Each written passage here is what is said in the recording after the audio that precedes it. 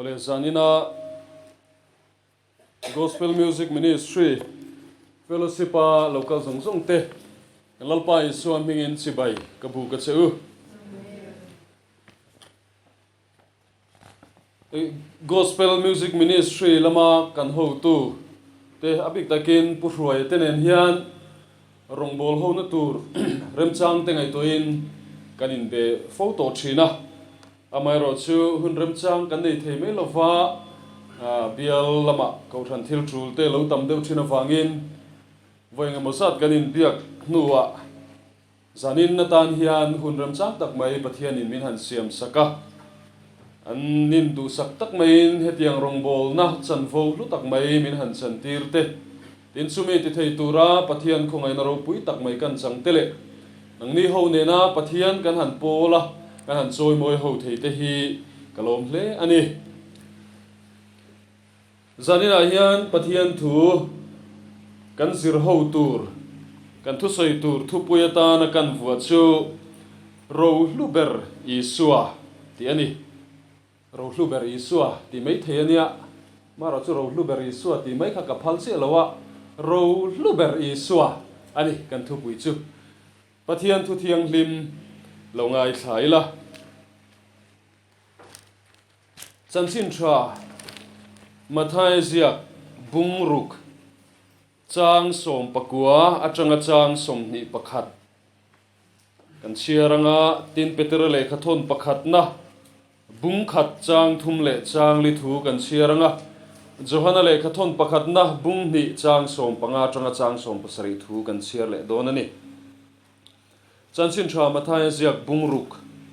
chang som pakua atanga chang som ni pakhat pathian thu thiang hlimilo ngai thlang u lea sulru le tuye kina ei chiat na ruk ru ten nan re poa an ruk na hian intan ro te khol khom su vana sulru le tuye kin nei chiat lo na ruk ru ten nan re poa an ruk hek lo na chuan intan ro te khol khom zok ro i ro na pianga iril ru po omang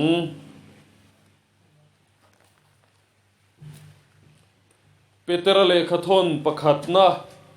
bung khat chang thum le chang li thu lo ngai thale ang kan lalpa isua Krista pathian le pa chu fakinom ro se ani chuan akhongai na satak ang zelin mithizinga ta isua Krista tholen awangin beiseina nung muturin min hring le a ro chan che thei lo bol ho kai lo chuai thei lo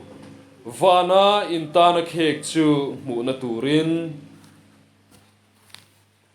johana le khathon pakhat na bung ni chang som panga atanga chang som pasari thu longai thlale ang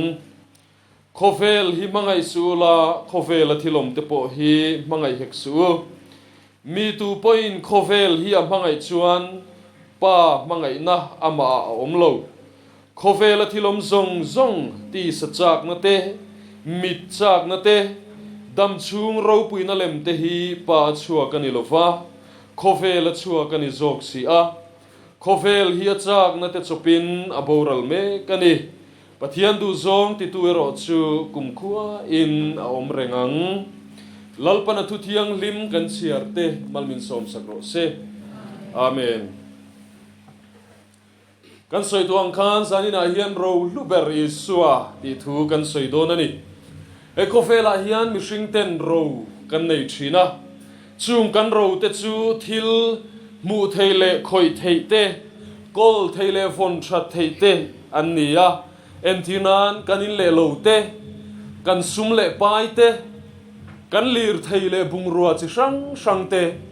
tin kan chung te kan nupui pasal kan tu le fa te po kan tan ro anni a tin kan tlereu chi sang sang te po hi ro anni chu tiang ro chi sang sang chu mi hring te hian kan nei thina ni ro chu kan ngai hlua kan rowa a powemo a chia temo a riral mai emo kan phal ngai lo tin ro chu kan ngai hlu te ma wangin ro tam tak nei ni te po kan dua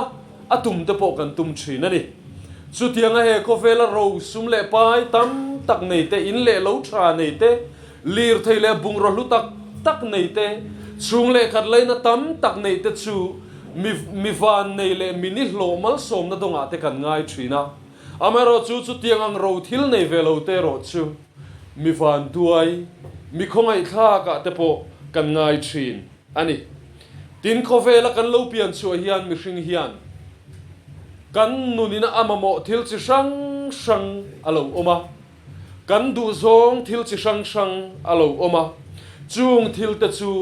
khang kan han soita kan lei ro sum le pai te in le lo te lir thei te bung ruwa te chung khat leina te khan khang kan du le ma mo chi sang te kha enge mo chen chu min phusuk sak thei ani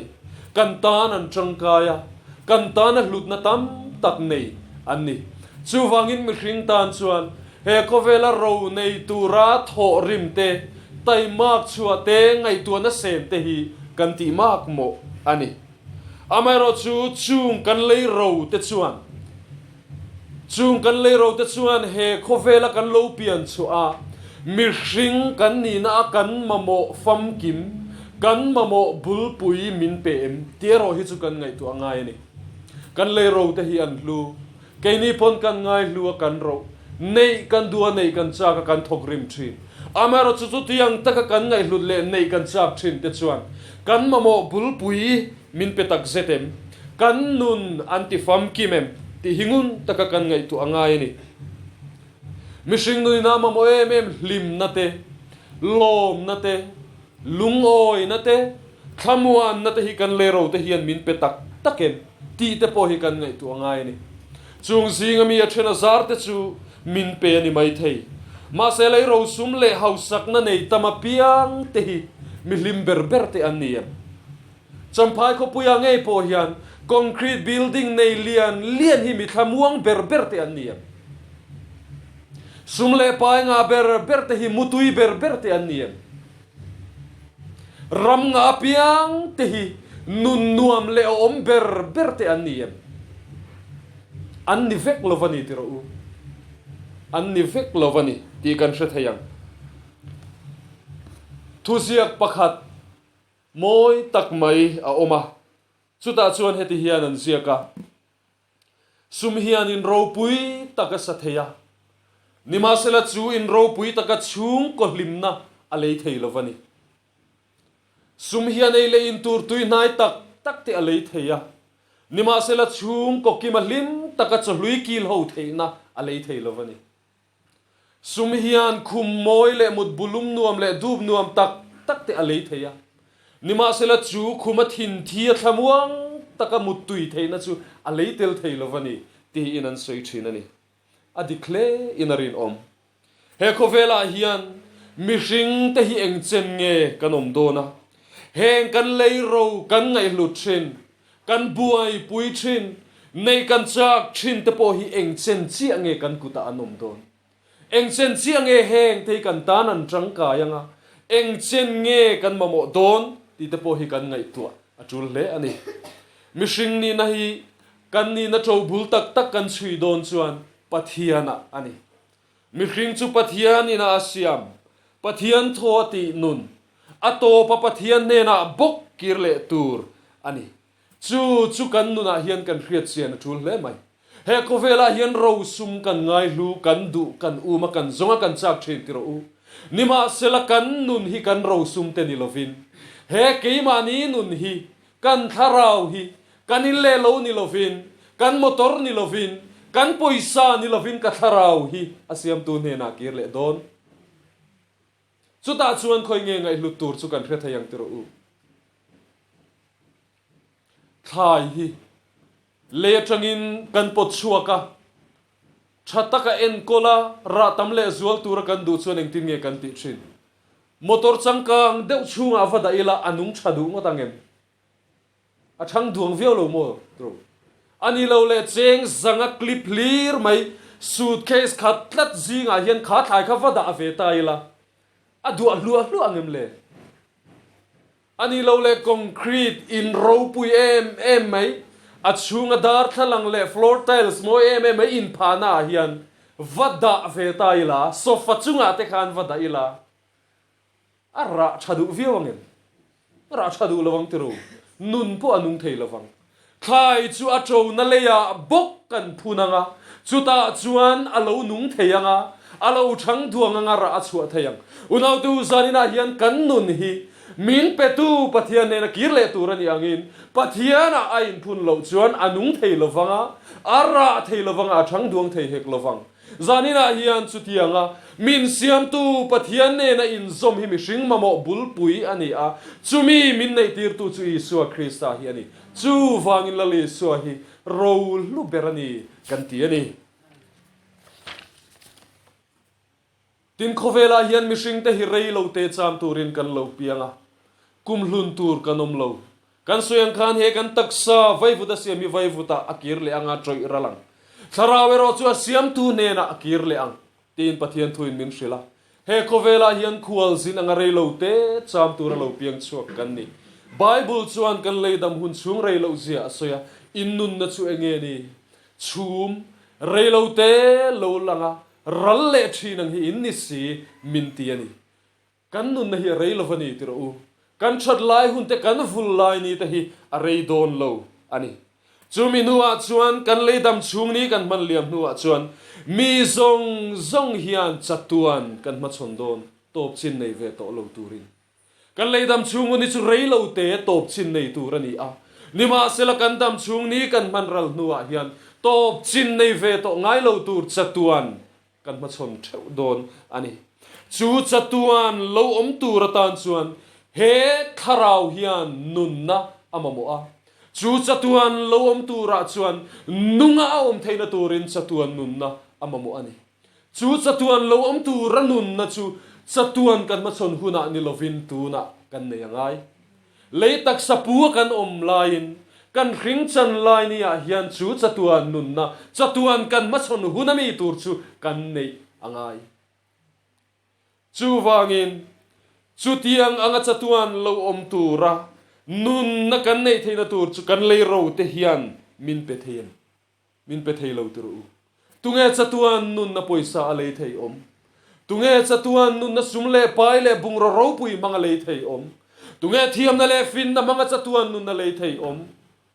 khol tra le science thiam na manga chatuan nun na siam chuak thei tunge om tu ma anom lo chu chatuan nun na mi hringi na mamo min pe thei tu chu Isua Krista hi ani chu wangin Isua hi ro lu berani kan ti ani tian tot le a chuan e khoveli bo chiat na sual atluto pathian an chedong ani a he khovela an chedong i thim lal thu nei na hnuai om ni in tuar na te lungai na te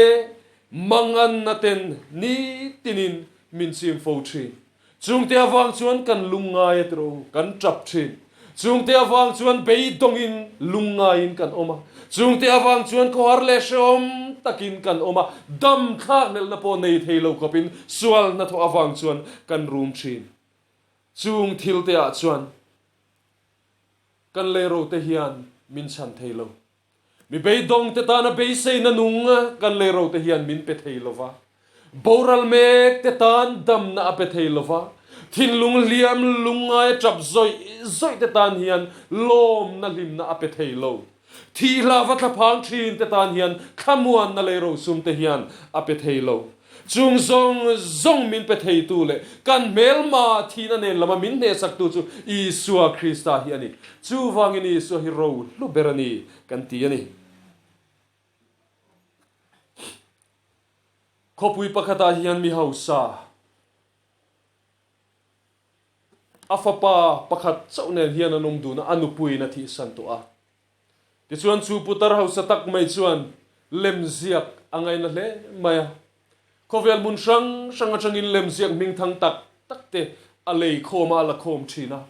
chunga lemziak te chu mi te poin lemziak ngai na tu te poin anronen huai thin ani chu tianga fa pa ne na lim taka hunenge mo chen an chen dun lai chuan an ram alo boya melma ne nan in dova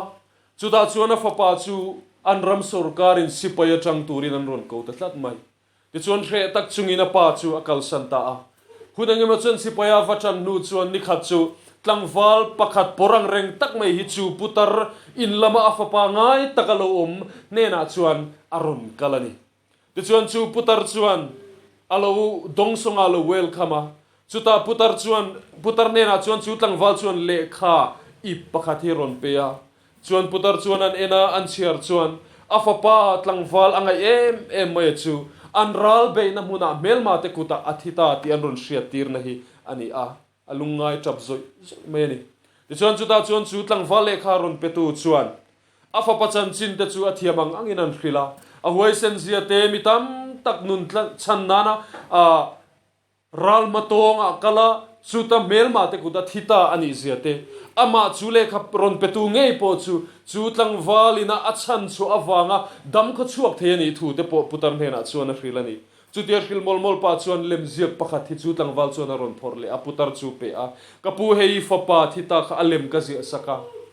kanun namin sanim saktu ni awangi na ma hriat reng nan pek che kaduni khongai takin min don sakro ati chom putar chuan lom takin alo don sakani ti chuan akina chuan chu putar po chu athi ve ta a ro khom tu tur po nei lo awangi na thil nei hlutak takte chu lilam tur anita a ti chuan an lilam hun tur lo thlenga khovel mun sang sang atangin miau sa pui chu putar ro thil te lei tur chuan an local khomani abik takin alem ziak man to wang tak a ang mu tur po omlo sungda chu mak ta duai tel po ale ngam tur te anni te chuan lilam an han chana chu ta lilam tu pa chuan kha tlangwal pakhatina putar pa aron pek fapalem ziak kha aron zuar masaberani aron zuar ta a lilam tu pa chu ron awlo lo mai heile fapalem hitunge le don le hei hero zong nei tu pa fapa ani a ramle nam channan ral matonga kalin melma te kuta athita ani afapalem he thalak fapathalak hitunge leidon le tunge chang don le antian zuara ni ma sila tu ma chang tu anom lo an zonon le thina tunge leidon fapa hitunge chang don le anti thina voenge moza tan alnon an zonon thina ma se tu ma nan leidu lo leyane kinali lam lo chang tumtu te zingami tam tak chuan khatiang lem ziak moi lo lutuk te nga tan nge mokan tiang le kha ka chu da bori ro lem ziak dang ro puile ming thang tak taka om cholom khang karon zuar ta che khami leitur khana lom kan local anti a nima sila fapa chu an zuar le ngata leitu tur chang tu tur nam lo atopa chuan tlar nungkil khat tang hian mi pakhat mi hausa poni lo ti hriat tak hian aron changa dollar so min kalo lenge chu kanai zong ani atia ti chuan chang tu dang anom lo awangin chu fapalem chu putar chuan dollar so min aleita ani ti chuan chu tianga a fapalem an hral tak nuwa chuan midang lilam ngak tu chang tu tur local te chuan an thun mun an siam rem sawa khaile lemsiak dang te ka han tilang to ro le han lilam to ro le kan le duania khang van gogh ste rembrandt ste a khovel huwa pa lemsiak ming thang tak te kha leiturin kan lo kala lo man ti an phur khop mai ni nima sela chuta lilam tu pa chu ron ding chu ka pu te u min shathiam ro apoi ka ti khop mai lilam chu kan so to ani aron ti tamai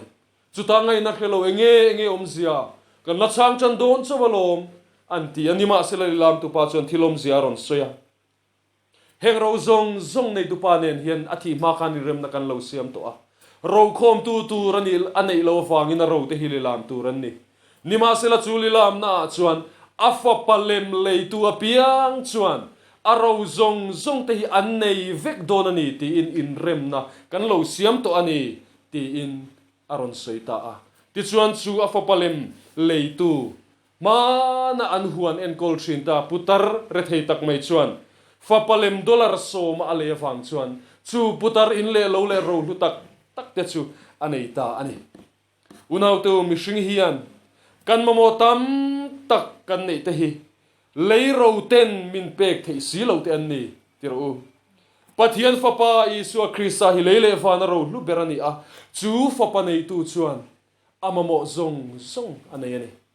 adu zong chana chu fapa nei tu chuan anei ani boral mei tur mi hring hian chatuan nun na amamo a leiro ten min pe thei lo he kan nun na kan tharau hi asiam tu ne na kirle tur ani a ni ma sela kan leiro te hian siam tu nen min thlen don lo lim na lungoi na thamuan na kan ti zong zong te hi mi hring nun hian ama mo a kan nun ti shoma ti re thei thin tu thil chi sang sang lakata chan chua kan mamo thina chan dam tu mamo kan ni ma sela chung chu kan leiro ten min ti sak thei silo Pathian fa panei tu ero chuan chung zong zong chu anei ani chu wangin lali su hi kan tan ro lu berani kan ti ani tun lai khofela hian changkan na te mason na ten min tuam hlupa chung thil te chuan mi tam tak kan tla na I suwa ai ngai hlut zok le du zok kan nga ta hle mai tin changkan na le mason na afa kan nun khuwa alo nom tak deu nu te kan dua piang nei thei te eile in thei kan om tak nu hian kan tanana li suwa hlut na te po hi anep ta hle ani lo mo ti te hi ngai tu na alo om fo thina ni kan lei ro sum te nei turin kan tlan na sa ti ro kan thok rima nima sela van lam thil le tharau lam thil hian kan nun hi alu atlem so ta hle mai chu wang chu ani lo mo kan tharau lam nun kan ring tu nun hi a than duan theilo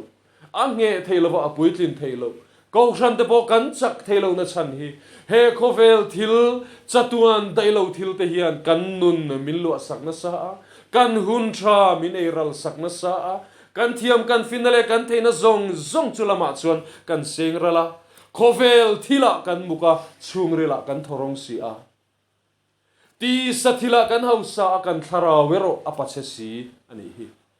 chutiangang din muna chuan mitam tak kan ding ani unaw tu khovel ina ti theile min pek thei thil thei asan pole chin fel theilo thila pungzel don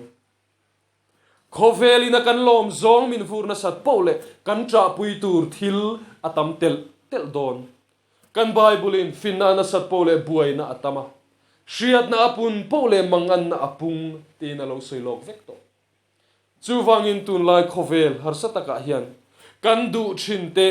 kan zon thin kan chak thin kan thin te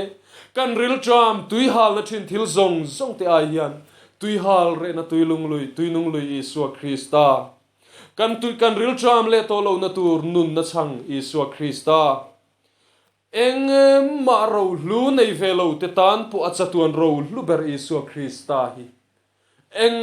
kima tu te tan po kan zawai tan million mite mi re thei mi hau satan ro lu berani ti sia ila nei lo hlau berang u heng kan lei ro te hian min la top san vek don tu ma kum lun tur kanom lo anei tu heng ro lu zong te nei tu mi hring hi kan boral rualin heng kan ro zong te po hian kan tan hlut na nei to lo nga mi thi to tan poisa hi nge tangkai na mi thi to tan concrete building chong sari hi nge tangkai na lir thei nuai som thum man hi nge hlut na niang mi thi to tan om ziom lo tro u chu wangin kan nun na to brolin heng zong hi kan tan hlut na nei lo anni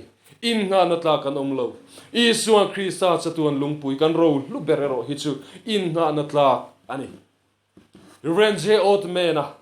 Christian labu la number za som thum le palina he la pu tu hian Isua hlutna amu chiang le mai kan Isua ang thian dang reng anom lo pakhat ma kan sual ngai dam thei midang anom lo pakhat ma chu thian tha chuan mi tha thlam ngai em voi khat ma mi suala nar te po ishenga em voi khat ma achan dam zolo mi tian omem pakhat ma chutiang Isua chu zanina hian nang le ke tan ro lu ber Isua ani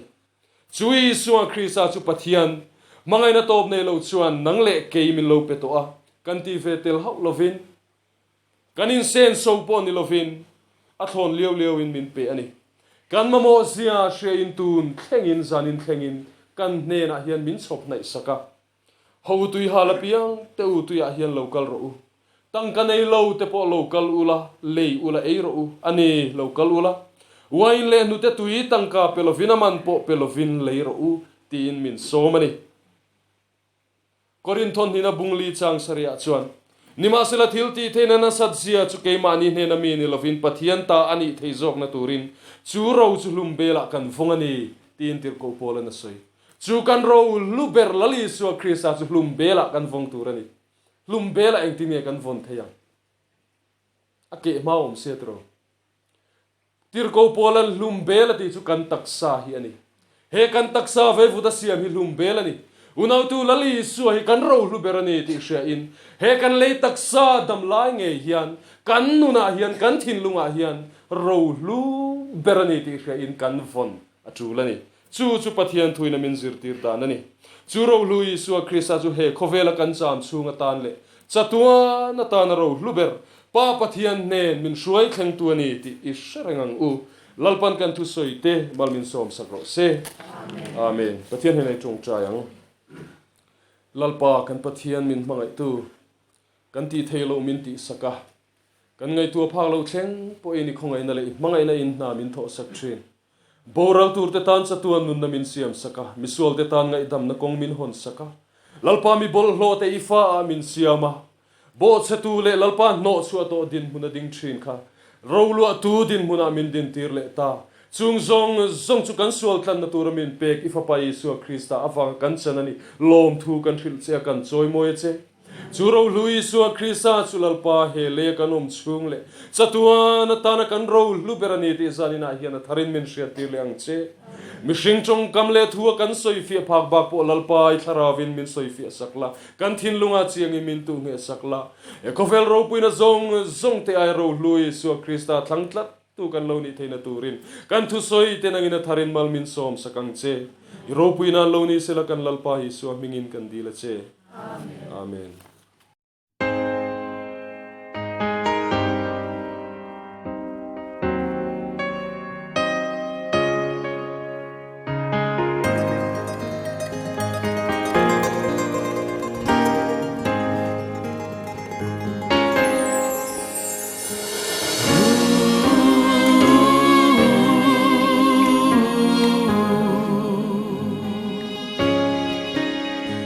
Inge kalungayang inge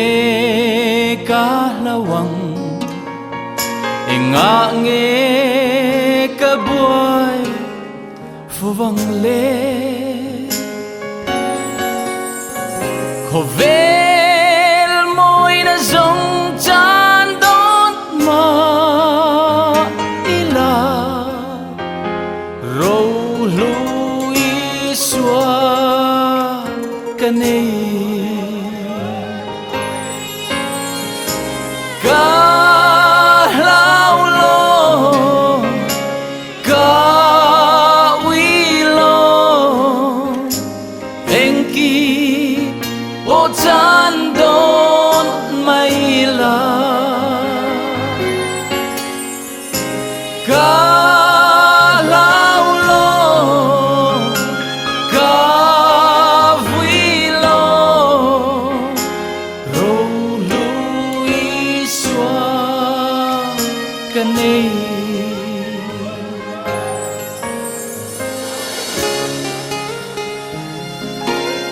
Dina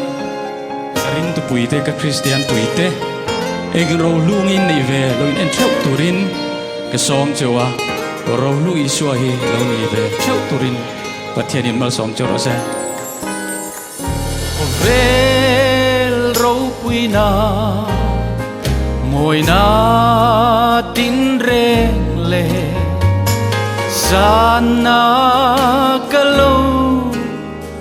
Zon chinte Janin nei don lo ma ila ro lu Isua kanei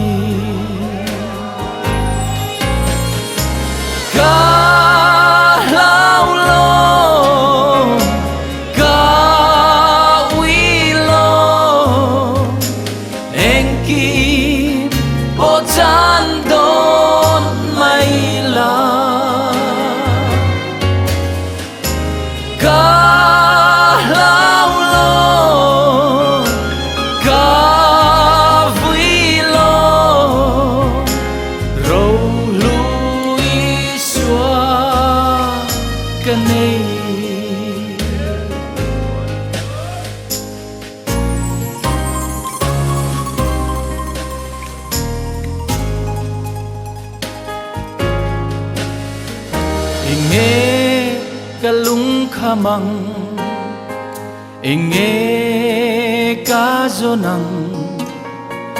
enga nge kamang anang le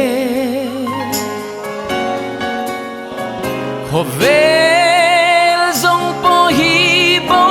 don ma sila ro lui xóa kane